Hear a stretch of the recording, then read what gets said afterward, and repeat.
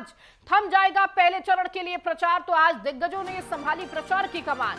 दिग्गजों की आज रैली और रोड शो देखने को मिला है। आज शाम 5 बजे ये प्रचार थम जाएंगे। 102 सीटों पर होना है पहले चरण में मतदान। और देखिए ये मतदान 19 अप्रैल को होगा और आज ये चुनाव प्रचार थम जाएगा। 5 बजे चुनाव प्रचार जो लगातार तमाम दिग्गज कर रहे हैं, 5 बजे के बाद ये चुनाव प्रचार थम जाएंगे पहले चरण के लिए। तो लगातार वो तस्वीरें भी आपको दिखा रहे हैं जहां तमाम दिग्गज इस वक्त अपनी ताकत झोंकने में लगे हुए हैं। जगह जगह तमाम पार्टियों के प्रमुख चेहरे प्रचार करते हुए नजर आ रहे हैं।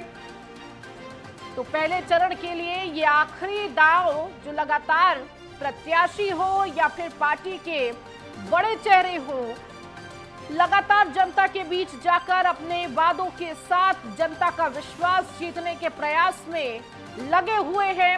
अब बस महज कुछ ही घंटे बचे हुए हैं जब ये चुनाव प्रचार थम जाएगा। तो 19 अप्रैल को 102 सीटों पर मतदान होगा। अगर उत्तर प्रदेश की बात करें तो 8 सीटें हैं जिस पर मतदान किया जाएगा।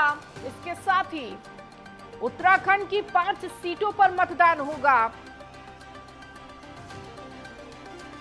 तो उत्तर प्रदेश में सहारनपुर, कैराना, मुजफ्फरनगर, बिजनौर, नगीना, मुरादाबाद, रामपुर और पीलीभीत ये वो सीटें हैं जहां पर 19 अप्रैल को मतदान किया जाएगा। और उससे पहले इन तमाम सीटों पर तमाम दिग्गज प्रचार प्रसार और अपनी पूरी ताकत झोंकने में लगे हुए हैं ताकि जनता का विश्वास, उनका मत जीता जा सके। और जब 19 तारीख आए तो ये दर्शक, ये मतदाता वहां पर पहुंचकर उनकी पार्टी के लिए मतदान करें।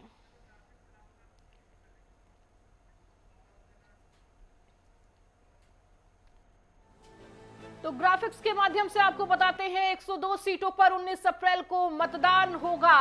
तो देश के 102 सीटें हैं जो पहले चरण में शामिल है। पश्चिमी यूपी की 80 सीटों पर मतदान होगा।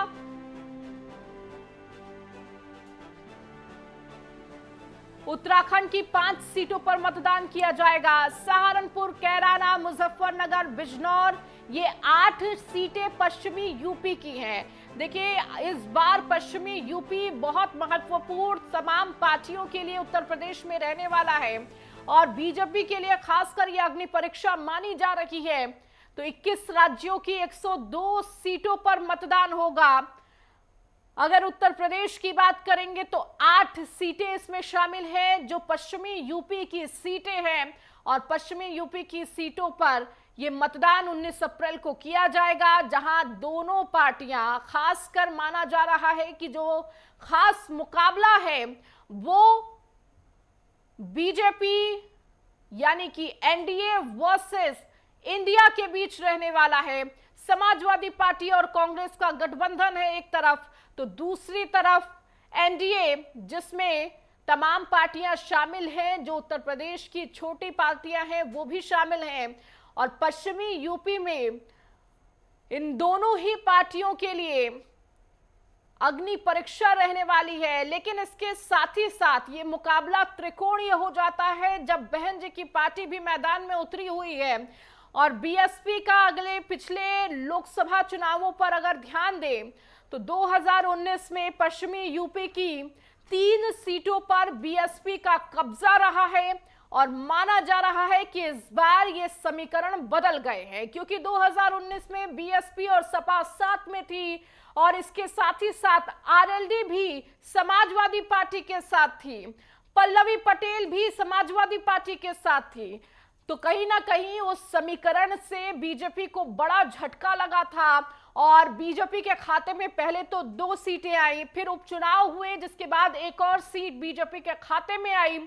इसके साथ ही साथ 3 सीट बीएसपी के पास है, 3 सीट बीजेपी के पास है और 2 सीटें जो कि अब एक हो चुकी हैं वो सीट समाजवादी पार्टी के पास है।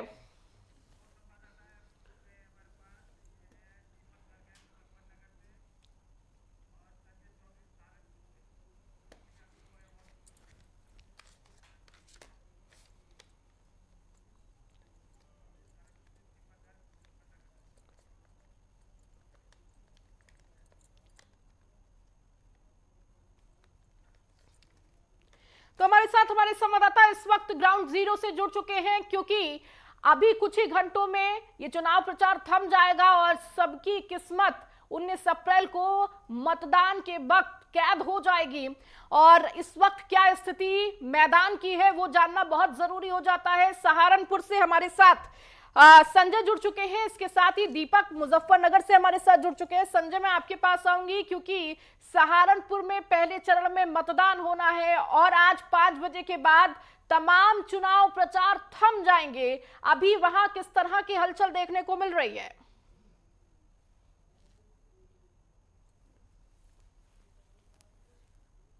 लगाती दिख रही है। कल भारतीय जनता पार्टी के मुख्यमंत्री योगी आदित्यनाथ का एक भव्य रोड शो हुआ था, तो आज सपा गठबंधन कांग्रेस गठबंधन के लिए प्रियंका गांधी ने अभी थोड़ी देर पहले रोड शो किया था। तो बात की जाए तो दोनों ही पार्टियां दमखम लगाती दिख रही हैं और कहीं ना कहीं बसपा पिछड़ती हुई नजर आ रही है, क्योंकि हालांकि 2-3 दिन पहले बसपा की मायावती ने भी यहाँ पर रैली की थी, लेकिन इस बार जो सीधा मुकाबला देखने को मिल रहा है वो भारतीय जनता पार्टी और सपा गठबंधन के बीच ही दिख रहा है, क्योंकि इमरान मसूद यहाँ से लड़ रहे हैं और वो कद्दावर नेता माने जाते हैं। हालांकि भारतीय जनता पार्टी में कल 2 बड़े चेहरों ने दामन थामा है। एक तो पूर्व मंत्री डॉक्टर धर्म सिंह सैनी जो 4 बार विधायक रहे हैं, 2 बार मंत्री रहे हैं, तो वहीं एक दूसरे विधायक हैं जो 2 बार बसपा से विधायक रहे थे, उन्होंने भी कल भारतीय जनता पार्टी का दामन थामा है। भारतीय जनता पार्टी का लगातार कुनबा बढ़ता जा रहा है। ऐसे में भारतीय जनता पार्टी बढ़त बनाती हुई दिख रही है, लेकिन सपा कांग्रेस भी पीछे नहीं रह रही है और कांटे की टक्कर देती दिखाई दे रही है।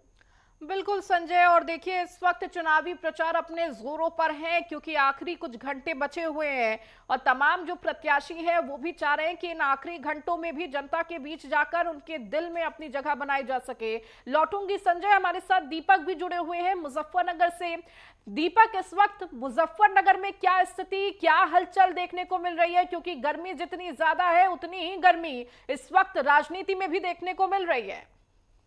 तो बता देना चाहता हूँ, यहाँ पे भारतीय जनता पार्टी और राष्ट्रीय लोकदल के संयुक्त प्रत्याशी डॉक्टर संजीव बालियान और दूसरी तरफ है चौधरी हरिंदर मलिक जी, जो 4 बार से विधायक और 2 बार से सांसद रह चुके हैं और दोनों में गठबंधन में आपस में कांटे की टक्कर मानी जा रही है।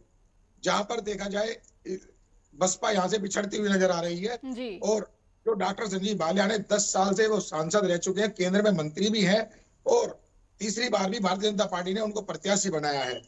अब देखना ये होगा, जैसे क्षत्रिय समाज यहाँ पे नाराज हो रहा है और लगातार उनके विरोध में पंचायतें चल रही हैं। अब देखना ये होगा कि क्या 2024 में मुजफ्फरनगर की जनता किसको सांसद चुनती है।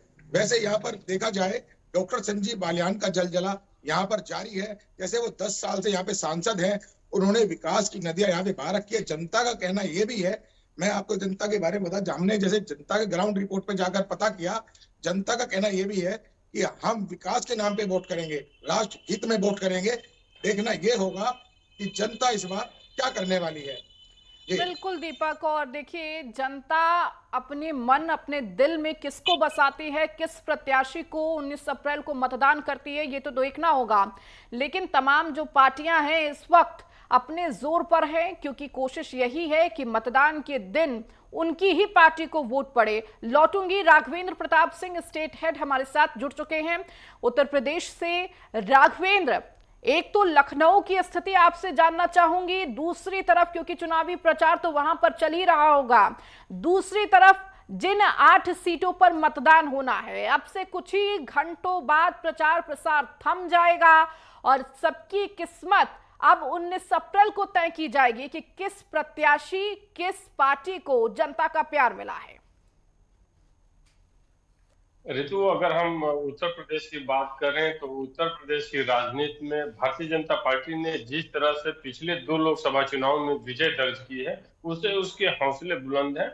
और जब पश्चिमी यूपी में आरएलडी भी इस समय एनडीए के खेमे में है, एनडीए का हिस्सा है, किसान आंदोलन जैसी कोई बात नहीं देखने को मिल रही है, तो वहां पे भारतीय जनता पार्टी का पलड़ा भारी दिखाई दे रहा है। वैसे आज पश्चिमी उत्तर प्रदेश में राजनीतिक सरगर्मी थोड़ा तेज हुई है, क्योंकि प्रियंका गांधी वाड्रा ने रोड शो किया है और एक जो सपा और कांग्रेस का गठबंधन है उसके दोनों बड़े नेता राहुल गांधी और अखिलेश यादव ने एक प्रेस कॉन्फ्रेंस की है और मोदी सरकार का हमला बोला है वो बेरोजगारी को लेकर, इलेक्टोरल बॉन्ड को लेकर, एमएसपी को लेकर के उन्होंने भारतीय जनता पार्टी में हमला बोला है। लेकिन देखना होगा कि मोदी की जो गारंटी है वो कितना हिट करती है, और इस बार के चुनाव में जनता जो मुफ्त राशन पा रही है, आयुष्मान कार्ड पा रही है, आवास पा रही है, शौचालय पा रही है, उन योजनाओं से खुश है, संतुष्ट है, या उसे कुछ और सोचने के लिए मजबूर होना है। हालांकि विपक्ष के पास कोई वैसा ठोस मुद्दा नहीं दिख रहा है, हम चाहे पश्चिमी यूपी की बात करें या अवध की बात करें या पूर्वांचल की बात करें, कि केंद्र सरकार को या राज्य सरकार को घेर पाए, क्योंकि इन दोनों सरकारों पे भ्रष्टाचार का कोई ऐसा मुद्दा है भी नहीं।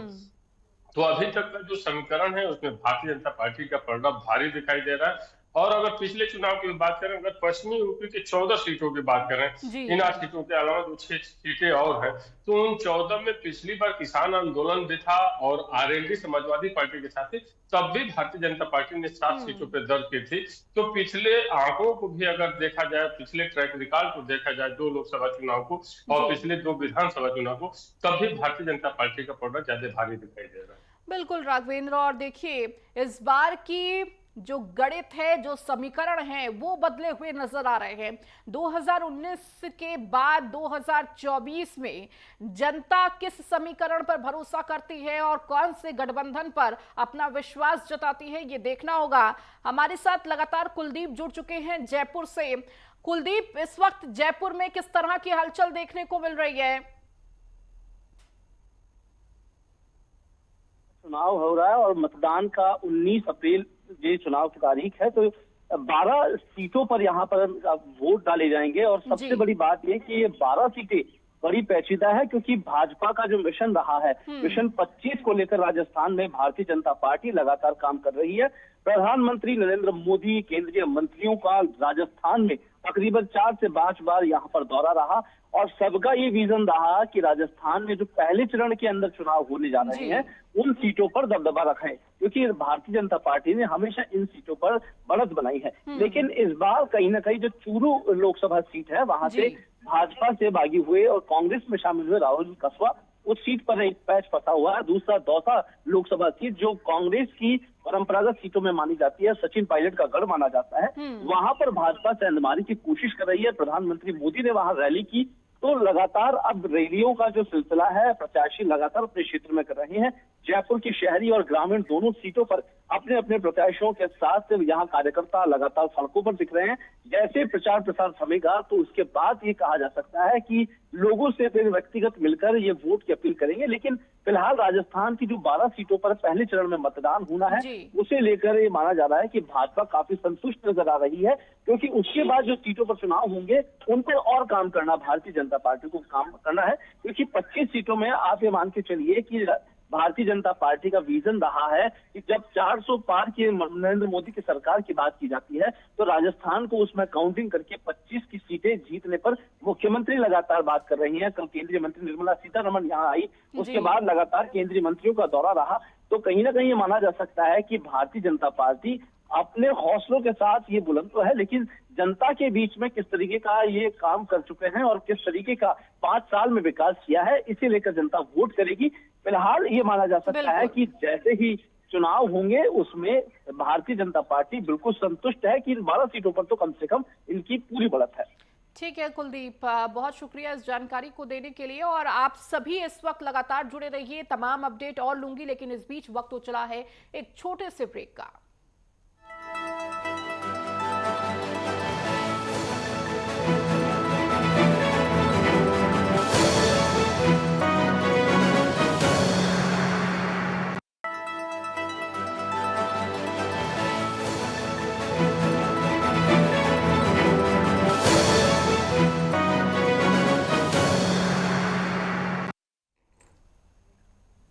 ब्रेक के बाद एक बार फिर से आपका स्वागत है। तो लगातार आपको बता रहे हैं कि किस तरीके से पहले चरण के लिए अब जो प्रचार प्रसार है वो कुछ ही घंटों में थम जाएगा, यानी 5 बजे ये प्रचार प्रसार थम जाएंगे। लेकिन उससे पहले सभी पार्टियों के तमाम दिग्गज लगातार चुनावी प्रचार करते हुए नजर आ रहे हैं, अपनी आखिरी शक्ति झोंकते हुए नजर आ रहे हैं उन तमाम पहले चरण की सीटों के लिए। आपको यह भी बताते चले कि 102 सीटों पर 19 अप्रैल को मतदान होगा और खासकर अगर उत्तर प्रदेश की बात करें तो 8 सीटों पर मतदान होने जा रहा है।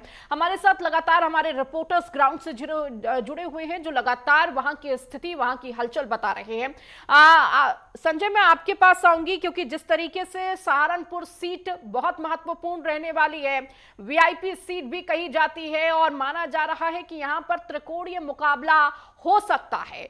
अगर त्रिकोणीय मुकाबले की बात करें तो इस त्रिकोणीय मुकाबले पर जनता का कितना भरोसा रहने वाला है?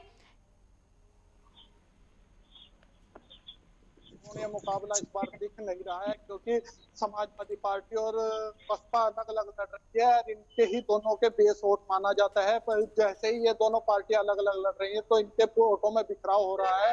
तीसरी भारतीय जनता पार्टी, जो इसके फायदा भारतीय जनता पार्टी को भी मिल रहा है और भारतीय जनता पार्टी का कुनबा लगातार बढ़ रहा है। जैसे कि मैंने बताया, कल भी पूर्व मंत्री धर्म सिंह सैनी ने भारतीय जनता पार्टी ज्वाइन की है और उससे पहले कल दोपहर में ही जो पूर्व विधायक रहे हैं 2 बार के रविंद्र मोलू, उन्होंने भी भारतीय जनता पार्टी का दामन थामा है। पिछले 4 बार मुख्यमंत्री ने 15-16 दिन में 4 बार सहारनपुर का दौरा किया था। तो भारतीय जनता पार्टी लगातार सहारनपुर पर वर्क कर रही है क्योंकि 2019 में मात्र 22,000 वोटों से, मामूली अंतर से भारतीय जनता पार्टी यह सीट हार गई थी और हार का कारण वही रहा था कि समाजवादी और बसपा दोनों एक साथ थे और इस कारण भारतीय जनता पार्टी को यह मामूली हार देखने को मिली थी। उससे पहले 2014 में राघव लखनपाल शर्मा यहाँ से बड़ी जीत हासिल की थी और 2019 में फिर यहाँ से मामूली। बिल्कुल संजय, और देखिए जब सीएम योगी आदित्यनाथ सहारनपुर पहुंचे थे और रोड शो देखने को मिला था तो ऐसा लग रहा था कि सारी जनता इस वक्त सहारनपुर की सड़क पर उतर आई है। भारी उत्साह, भारी जोश देखने को मिला था और उतने ही उत्साह के साथ सीएम का स्वागत भी कर रहे थे। तो क्या ये बताता है कि हवा का रुख सहारनपुर की किस ओर बह रही है? बात सहारनपुर की जाए तो भारतीय जनता पार्टी और बसपा, सपा, कांग्रेस और सपा गठबंधन है, इनका ही मुकाबला देखा जा रहा है। भारतीय जनता पार्टी उसमें थोड़ा बढ़त में इसलिए दिखाई दे रहा है क्योंकि बसपा का जो वो प्रत्याशी है वो जितनी थोड़ी बहुत बढ़त लेगा वो भारतीय जनता पार्टी के लिए फायदे का सौदा होगी और भारतीय जनता पार्टी कहीं ना कहीं उसमें जीत हासिल करेगी। लेकिन यह अभी कांटे का मुकाबला देखने को लग रहा है क्योंकि जो इमरान मसूद है वह भी पूरा दमखम लगाए हुए हैं। आज प्रियंका गांधी ने भी सहारनपुर में रोड शो किया था, लेकिन कल मुख्यमंत्री के रोड शो को देखते हुए लग रहा है कि कहीं ना कहीं भारतीय जनता पार्टी बढ़त में है। ठीक है, लौटूंगी आपके पास संजय। राघवेंद्र हमारे साथ लगातार जुड़े हुए हैं। राघवेंद्र, अगर इन 8 सीटों की बात करते हैं तो माना जा रहा है कि 19 अप्रैल को ये तय होगा कि उत्तर प्रदेश की हवा का रुख किस ओर हो रहा है। अगर ये बाजी जिस पार्टी ने मार ली, मान लीजिए कि उसी की तरफ अब उत्तर प्रदेश की हवा बहने वाली है, क्या ये बीजेपी के लिए अग्नि परीक्षा के समान पश्चिमी यूपी रहने वाला है? ऋतु, पश्चिमी यूपी का जो चुनाव होता है और इन जो 8 सीटों पे होना है, हम सहारनपुर की बात करें, कैराना की बात करें, हम नगीना की बात करें, बिजनौर की करें या रामपुर की करें या मुरादाबाद की करें, ये मुस्लिम बाहुल्य इलाके हैं, ज्यादातर यहाँ मुस्लिम आबादी है। यद्यपि भारतीय जनता पार्टी अपनी नीतियों से, ट्रिपल तलाक के माध्यम से मुस्लिम वर्ग में भी वोट के लिए सेंध लगाने का प्रयास किया है। उसे कितनी सफलता मिलेगी ये तो देखना होगा, 4 जून को पता चलेगा। लेकिन प्रथम चरण का जब भी चुनाव होता है तो जनरली सामान्यतः वहां पे भारतीय जनता पार्टी थोड़ा कमजोर स्थिति में देखती है। लेकिन जैसे जैसे द्वितीय चरण के बाद तृतीय चरण आता है, चतुर्थ चरण आता है, उस तरफ भारतीय जनता पार्टी का ग्राफ बढ़ता हुआ दिखाई देता है। वही मैं पिछली बार भी कहा कि जब हम 14 सीटों का आकलन करते हैं तो भारतीय जनता पार्टी ने 7 सीटें पिछली बार जीत दर्ज की थी। तो प्रथम चरण में चूंकि मुस्लिम बाहुल मतदाता जाते हैं तो यहाँ पे भारतीय जनता पार्टी 50-50 के रेशियो से हो सकता है कि चुनाव जीत जाए। लेकिन आगे जैसे जैसे चुनाव समीकरण बढ़ेंगे, चरण बढ़ेगा, वैसे वैसे भारतीय जनता पार्टी की मजबूती देख ली जाती है। अवध प्रांत जब आएगा तो उसके बाद पूर्वांचल आएगा, तो यहाँ भारतीय जनता पार्टी का ग्राफ काफी ऊंचा होगा। इसके अलावा मैं एक बात और जोड़ना चाहूंगा ऋतु, अगर हम 21 राज्यों की 102 सीटों की बात करते हैं तो भारतीय जनता पार्टी पिछली बार 40 सीटों पर जीत दर्ज की थी, वहीं डीएमके 29 सीटों पर जीत दर्ज की थी और भारतीय राष्ट्रीय कांग्रेस 15 सीटों पर जीत दर्ज की थी। तो जब हम सरकार बनाने की स्थिति की बात करते हैं तो भारतीय जनता पार्टी और कांग्रेस आमने सामने होते हैं और वैसे में प्रथम चरण में भी भारतीय जनता पार्टी का ग्राफ काफी बड़ा दिखाई देता है। तो अभी समीकरण भारतीय जनता पार्टी की तरफ ही दिखाई दे रहे हैं प्रथम चरण में भी। ठीक है राघवेंद्र, लौटूंगी आपके पास। कुलदीप हमारे साथ जयपुर से जुड़े हुए हैं। कुलदीप, देखिए राजस्थान भी बहुत महत्वपूर्ण हो जाता है दोनों ही पार्टियों के लिए। अगर चुनाव प्रचार की बात करते हैं तो बीजेपी ने भी अपना पूरा दमखम लगाया, प्रधानमंत्री लगातार वहां पर पहुंचकर चुनावी प्रचार करते हुए आए, तो वहीं दूसरी तरफ कांग्रेस भी इस मामले में पीछे नहीं रही है। अगर कांग्रेस का सबसे ज्यादा प्रचार प्रसार कहीं देखा गया है तो वो राजस्थान रहा है, चाहे वो प्रियंका गांधी हो, राहुल गांधी हो, सोनिया गांधी हो, लगातार चुनाव प्रचार राजस्थान में करते हुए नजर आए। देखिए, राजस्थान के लिहाज से जब प्रचार प्रसार की बात की गई तो लगातार ये माना जा रहा था कि कांग्रेस के मैनिफेस्टो से पहले ही भारतीय जनता पार्टी ने प्लान कर लिया था कि कांग्रेस के जिस मैनिफेस्टो को लेकर प्रधानमंत्री मोदी की रैली होगी, उस रैली के माध्यम से लोगों के दिलों में जगह बनाई जाएगी और जो काम उन्होंने किए हैं, चाहे राम मंदिर का मामला हो या फिर 370 हटानी हो या फिर और विकास कार्य हो, उसे लेकर लगातार खुद प्रधानमंत्री जनता के बीच में आए और उन लोगों को तमाम उन बातों को बताई कि ये मोदी की गारंटी है। तब जाकर ये लगा कि भारतीय जनता पार्टी कहीं ना कहीं इन चीजों को लेकर बढ़त में है। लेकिन फिलहाल कांग्रेस की ओर से जो कमजोर कड़ी रही वो ये रही कि स्थानीय नेता खुद मुख्यमंत्री अशोक गहलोत और सचिन पायलट उन क्षेत्रीय जगहों पर नहीं जा पाए जहां पर उन्हें लग रहा था कि पार्टी कमजोर है। खुद अशोक गहलोत अपने बेटे के लिए प्रचार प्रसार में जुटे हुए हैं, पार्टी में और सीटें हैं उन पर प्रचार में नहीं पहुंच रहे हैं। सचिन पायलट और गहलोत की जो जंग थी, जो पहले से चलती आ रही थी, वो भी इस चुनाव में कांग्रेस को कहीं न कहीं भीतर घात का नुकसान पहुंचा सकती है। इसी फायदे को लेकर भारतीय जनता पार्टी राजस्थान में कहीं न कहीं आश्वस्त नजर आ रही है कि जिन सीटों पर कांग्रेस का दबदबा है वहां पर ये जातीय ध्रुवीकरण और इन माध्यमों से कहीं न कहीं चुनाव जीता जा सकता है। ठीक है कुलदीप, और देखिए ये देखना होगा कि राजस्थान की जनता किस पर भरोसा जताती है।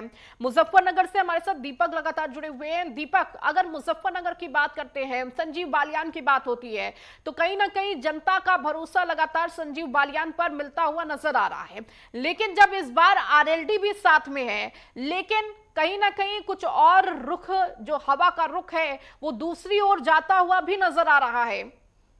देखिए, मैं आपको बता देना चाहता हूँ, संजीव बालियान का जिला मुजफ्फरनगर में जलजला जारी रहे और दूसरी तरफ जनता जो हवा जो चल रही है, जनता का कहना यह है कि हम राष्ट्र हित में वोट करेंगे। कहीं ना कहीं यहाँ पे बड़े जो भाजपा जो भारतीय जनता पार्टी के जो बड़े नेता हैं वो भी लगातार मुजफ्फरनगर सीट पर नजर बनाए हुए हैं। जैसे देखा जाए, कल नायाब सिंह सैनी जो हरियाणा के मुख्यमंत्री हैं, वो भी कल खतौली विधानसभा में अपनी एक जनसभा को संबोधित करके गए हैं। आज मुजफ्फरनगर की बुढ़ाना विधानसभा में चौधरी जयंत चौधरी जो हैं, राष्ट्रीय लोकदल के जो राष्ट्रीय अध्यक्ष हैं, वो भी आज रोड शो कर रहे हैं।